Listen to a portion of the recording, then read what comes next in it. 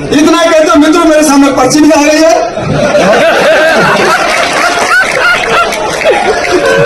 मैं आप सबका धन्यवाद करता हूँ।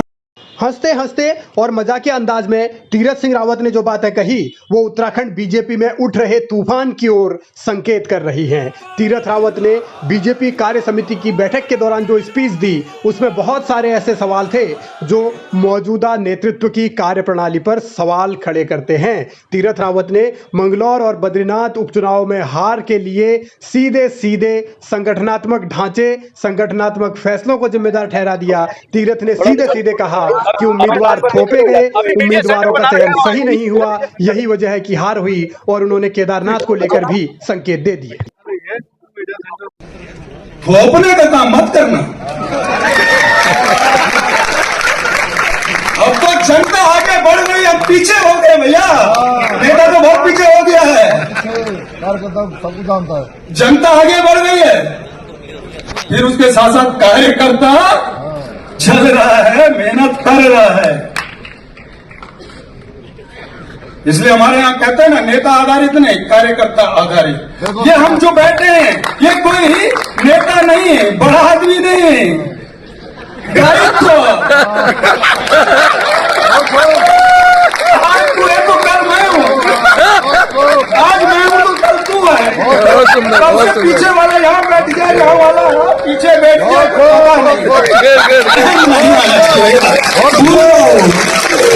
कहीं भी बैठो ये जमीन मत छोड़ो, एक बार मत बोलो, जमीन मत छोड़ो, जमीन ये है।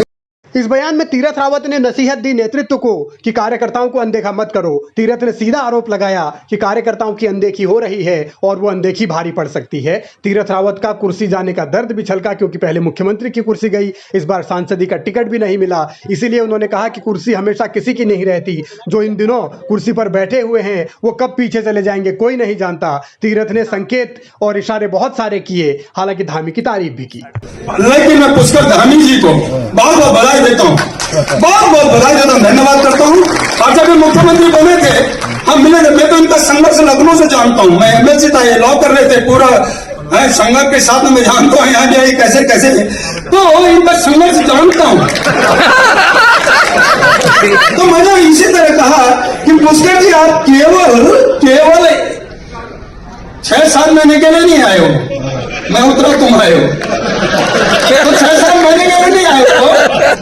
अगला चुनाव मैंने का मिथक तोड़ दिया, ले आए सरकार, लेकिन आप फिर 5 साल नहीं तो 15 साल पूरा करो।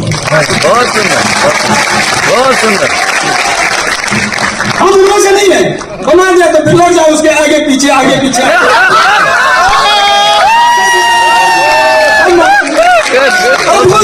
बहुत सुंदर।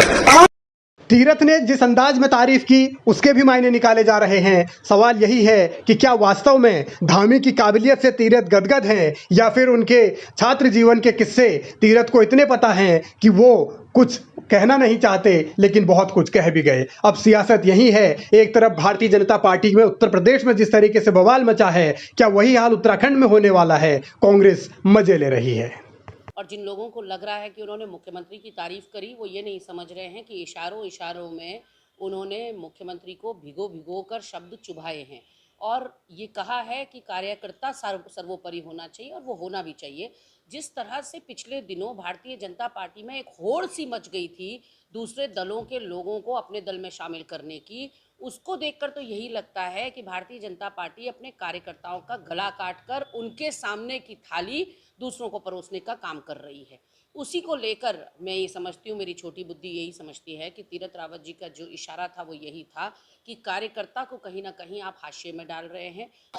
तीरथ रावत बेबाकी से अपनी बात कहने के लिए जाने जाते हैं। यही बेबाकी उनकी मुख्यमंत्री पद की कुर्सी भी छीन चुकी है। लेकिन मौजूदा दौर में जब धामी मुख्यमंत्री हैं, महेंद्र भट्ट प्रदेश अध्यक्ष हैं, तब 2 उपचुनाव हारने के बाद तीरथ के इस बयान के मायने बहुत सारे हो जाते हैं। सवाल यह है कि क्या बीजेपी में अब बगावत का बिगुल बज चुका है? क्या आने वाले दिनों में यही बगावत धामी और भट्ट पर भारी पड़ेगी?